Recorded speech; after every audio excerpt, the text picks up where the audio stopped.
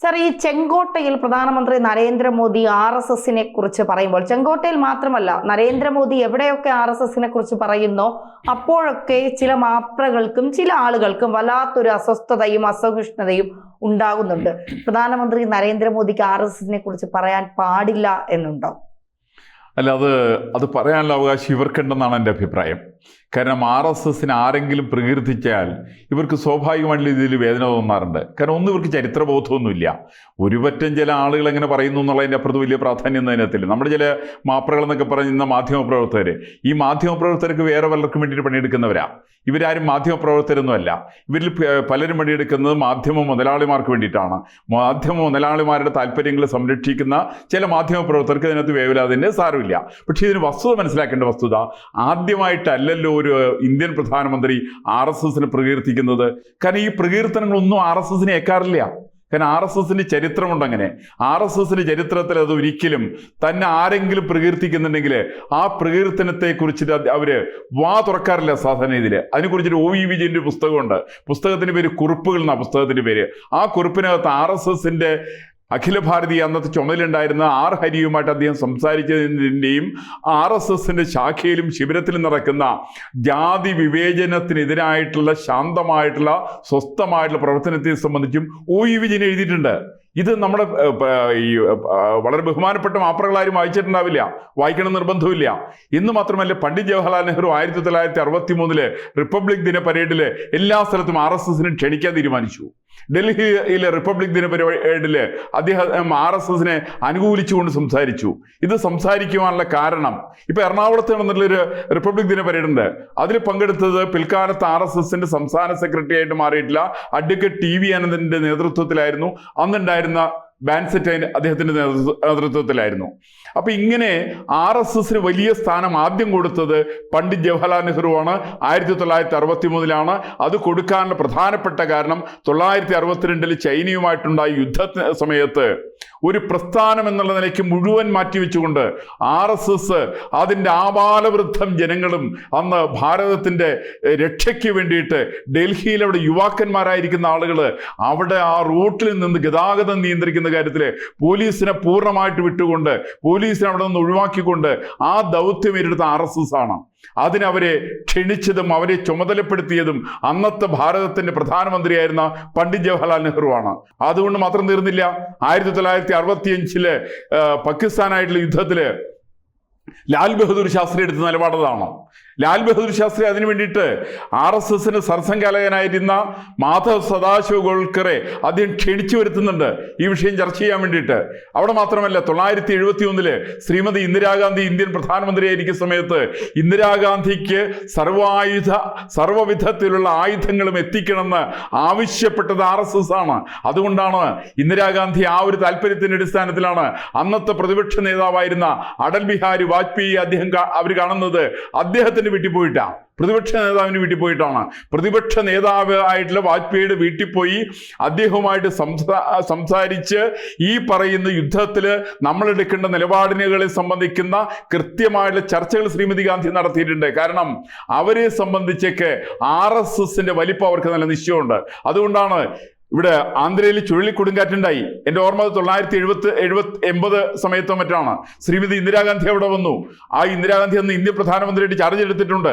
അവർ charge എടുത്ത സമയത്ത് എല്ലാ സ്ഥലത്തും ചുഴലിക്കൊടുങ്കാറ്റുണ്ടായിട്ടുള്ള മുഴുവൻ സ്ഥലത്തും അവിടെ സേവന സന്നദ്ധ പ്രവർത്തനങ്ങളിൽ ഏർപ്പെട്ടിരിക്കുന്നത് RSSന്റെ കാക്കി ട്രൗസറിട്ടുള്ള ചെറുപ്പക്കാരായിരിക്കുന്ന ആളുകളാണ്.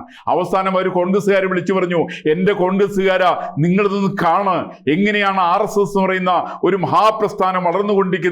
പ്രധാനപ്പെട്ട കാരണം അവർ ജനങ്ങളുടെ അടിസ്ഥാനപരമായിരിക്കുന്ന വിഷയങ്ങളെ അവർ ഏറ്റെടുക്കുന്നു എന്ന് പറഞ്ഞത് ശ്രീമതി ഇന്ദിരാഗാന്ധിയാണ്. അവിടെ മാത്രമായിരുന്നില്ലോ, മോർവിയിൽ അണക്കെട്ട് പൊട്ടൽ സംഭവം ഉണ്ടായിരുന്നു ഗുജറാത്തില്.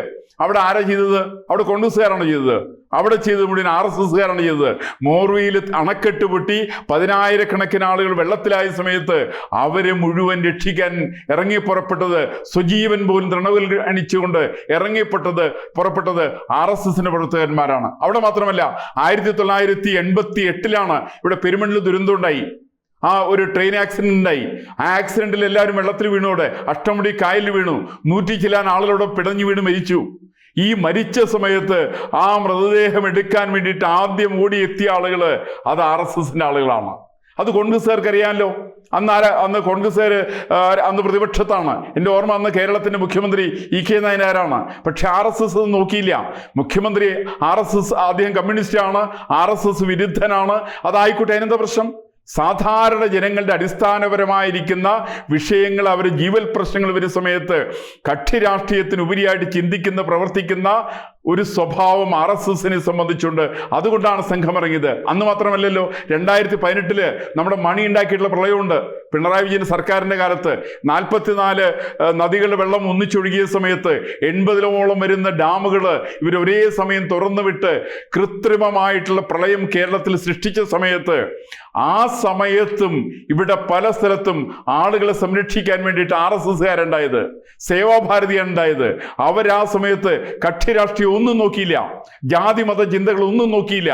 മറിച്ച് ഓരോ ആളുകളുടെ സ്ഥലത്തും അവരെത്തപ്പെട്ട സ്ഥലത്തേക്ക് കടന്നു ചെന്ന് അവരെ മുഴുവൻ രക്ഷിച്ചുകൊണ്ട് അവരെ ദുരിതാശ്വാസ ക്യാമ്പിലേക്ക് എത്തിച്ച പണി RSS ചെയ്തേ. കോൺഗ്രസ്സുകാരൻ എന്താ ചെയ്തതെന്ന് അറിയാമോ? കോൺഗ്രസ്സുകാരനെ അലക്കി തേച്ച ഷർട്ടായിട്ട് ഇറങ്ങുക. എനിക്കറിയാവുന്ന ഏതെങ്കിലും കോൺഗ്രസ്സുകാർ സത്യസന്ധമായിട്ട് പറയാം, നിങ്ങളെല്ലാവരും അലക്കി തെച്ച ഷർട്ടായിട്ട് ദുരിതാശ്വാസ ക്യാമ്പിൽ വന്നിട്ട് അവിടെ ആളുകൾ കൊണ്ടിരുന്ന അരിയും ഗോതമ്പും ഒക്കെ മേടിച്ച് നിങ്ങളും കമ്മ്യൂണിസ്റ്റുകാരും കൂടി ചേർന്ന് അവിടെ നിന്ന് മറിച്ചടിക്കുന്ന പണിയായിരുന്നു നിങ്ങൾ നടത്തിയത്.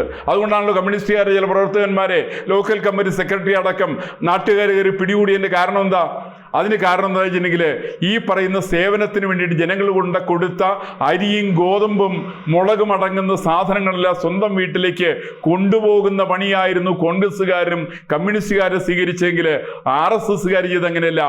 RSS ദുരിതാശ്വാസ ക്യാമ്പിലെത്തിക്കുന്ന പണിയാണ് നടത്തിയത്. ദുരിതാശ്വാസ ക്യാമ്പിലെ പണികളൊക്കെ ബാക്കി സർക്കാരിൻ്റെ പണിയെന്നാ പറയുക. അത് നിങ്ങൾ സർക്കാർ ചെയ്തോ? വിരോധമൊന്നുമില്ല. അത് കഴിഞ്ഞിട്ട് വീടുകളിലേക്ക് വെള്ളം കയറിയിട്ടുള്ള 8 അടി വരെ വെള്ളം കയറിയിട്ടുള്ള വീടുകളുണ്ട്. ആ വീടുകളെല്ലാം കേരളത്തിൽ ക്ലീൻ ചെയ്ത പ്രസ്ഥാനത്തിൻ്റെ പേര് അത് രാഷ്ട്രീയ സ്വയം സേവക സംഘം എന്നാണ്. അങ്ങനെ സംഘം ചെയ്തിരിക്കുന്ന 100,000 സേവന പ്രവർത്തനങ്ങൾ ഞാനത് എണ്ണി തിട്ടപ്പെടുത്തുന്നില്ല. കോൺഗ്രസ്സുകാരെ സംബന്ധിച്ച് കോൺഗ്രസിന്റെ പാർട്ടി ഓഫീസില്ലാത്ത ഒരു സേവന പ്രവർത്തനം ഇവർക്ക് പറയാൻ സാധിക്കുമോ? വിദ്യാഭ്യാസ മേഖലയിൽ ഇവർക്കുണ്ടോ? സാമൂഹ്യ മേഖലയിൽ ഇവർക്കുണ്ടോ? ഏതെങ്കിലും മേഖലയിൽ ഇവർ സേവന പ്രവർത്തനം നടത്തുന്നുണ്ടോ? കോൺഗ്രസ്സുകാർ അതുകൊണ്ടാണ് സാധാരണ ഈ രാഷ്ട്രീയ പ്രവർത്തനത്തിന്റെ ആളുകളെ കുറിച്ച് പഴയ കാലത്ത് സിനിമകളിലൊക്കെ ഒരു തമാശയുണ്ട്. അവർ ഡയറിയൊക്കെ കക്ഷത്തിൽ വെച്ച് ഒരു മുണ്ടിന്റെ കോന്തലയും പിടിച്ചുകൊണ്ട് റോട്ടിൽ കൂടി നടക്കുന്ന ആളുകളെ കുറിച്ച് പരമപുച്ഛത്തോടു കൂടി കൊണ്ട് ആളുകൾ പറയുന്നത് അത് ഖദറിട്ട ആളുകളാന്ന് പറയും. ഈ ഖദറിട്ട ആളുകളെ വീട്ടിൽ കയറ്റാൻ കൊള്ളില്ല എന്ന് പറയാം. അതുകൊണ്ടാണ് NSUIയുടെ സംസ്ഥാന അഖിലേന്ത്യാ സമ്മേളനം നടന്നത് നാഗപ്പൂരിലാണ്. ആ സമയത്ത് NSUIയുടെ അഖിലേന്ത്യാ അധ്യക്ഷൻ നമുക്കെല്ലാം വളരെ സുപരിചിതനായിട്ടുള്ള ആളാണ്. ഞാൻ അദ്ദേഹത്തിന്റെ പേര് പരാമർശിക്കുന്നില്ല. അന്ന് അവർ റെയിൽവേ സ്റ്റേഷനിൽ ട്രെയിൻ ഇറങ്ങിയതിന് ശേഷം ഉണ്ടായിട്ടുള്ള റോഡിന്റെ ഇരുവശത്തുള്ള വീടുകൾ കടന്നു ചെന്ന് സ്ത്രീകളും യുവതികളും അടങ്ങുന്ന ആളുകളെ ബലാത്സംഗം ചെയ്തത് ഈ പറയുന്ന കോൺഗ്രസ്സുകാരാണ്. ചരിത്രത്തിന്റെ ഭാഗമാണ്. കേസ് അവർക്കെതിരായിട്ടുണ്ട്. ആർക്കെതിരായിട്ടാണ് കേസ് എന്നുള്ളത് ഒരു ചർച്ച വന്നാൽ ഞാൻ അതിനകത്ത് വെളിപ്പെടുത്താൻ വേണ്ടി തയ്യാറാണ്. ഇപ്പം ഞാൻ ആ വിഷയം പറയുന്നില്ല. എന്ന് വെച്ചാൽ കോൺഗ്രസിന്റെ പ്രവർത്തനവും കമ്മ്യൂണിസ്റ്റ് പാർട്ടിയുടെ പ്രവർത്തനവും അല്ല RSSന്റെ പ്രവർത്തനം. ഇന്ത്യൻ സ്വാതന്ത്ര്യ സമരത്തിന് വേണ്ടിയിട്ട് ഇറങ്ങിയിട്ടുള്ള ഏക പ്രസ്ഥാനത്തിന്റെ സ്ഥാപകന്റെ പേര് ചോദിച്ചാൽ അത് ഡോക്ടർ കേശവ ബൽറാം ഹെഡ്ഗേവാറാണ്. ആരാ കോൺഗ്രസിന്റെ സ്ഥാപകൻ ഇന്ത്യൻ സ്വാതന്ത്ര്യ സമരത്തിൽ ഉണ്ടായിട്ടുണ്ടോ? ആരാ കമ്മ്യൂണിസ്റ്റ് പാർട്ടിയുടെ സ്ഥാപകൻ ഇന്ത്യൻ സ്വാതന്ത്ര്യ സമരത്തിൽ ഉണ്ടായിട്ടുണ്ടോ? ആരാണ് RSPയുടെ സ്ഥാപകൻ ഇന്ത്യൻ സ്വാതന്ത്ര്യ സമരത്തിൽ ഉണ്ടായിട്ടുണ്ടോ? ആരാണ് കേരള കോൺഗ്രസിന്റെ സ്ഥാപകൻ ഇന്ത്യൻ സ്വാതന്ത്ര്യ സമരത്തിൽ ഉണ്ടായിട്ടുണ്ടോ? ഇന്ത്യൻ സ്വാതന്ത്ര്യ സമരത്തിൽ പങ്കെടുത്ത ഏക വ്യക്തി എന്ന് പറയുന്ന സ്ഥാപകനായിട്ടുള്ള ആള് ഡോക്ടർ കേശവ ബൽറാം ഹെഡ്ഗേവാറാണ്. അദ്ദേഹം 1923 കോൺഗ്രസിൽ നിന്ന് രാജിവെച്ചു. 21 അദ്ദേഹം 3 പ്രാവശ്യമാണ് അദ്ദേഹത്തെ വേട്ടയാടിയത്. RSS തുടങ്ങിയതിന് ശേഷം 1925 ശേഷം നടന്ന 1930 നടന്ന വനസമരത്തിലും അദ്ദേഹം പങ്കെടുത്ത് ജയിൽവാസം അനുഷ്ഠിച്ചു.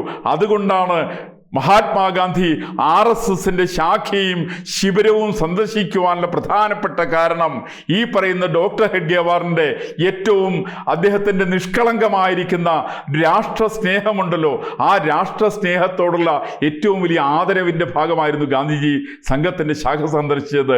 ഇതിനെ നരേന്ദ്രമോദി പറഞ്ഞാൽ എന്തിനാണ് എൻ്റെ കോൺഗ്രസ്സുകാരാ രാഹുൽ ഗാന്ധി നിങ്ങൾ കിടന്ന് ബേജാറാവുന്നതിൽ ഒരു അർത്ഥമില്ല. നിങ്ങൾ ചരിത്രം പഠിക്കണം.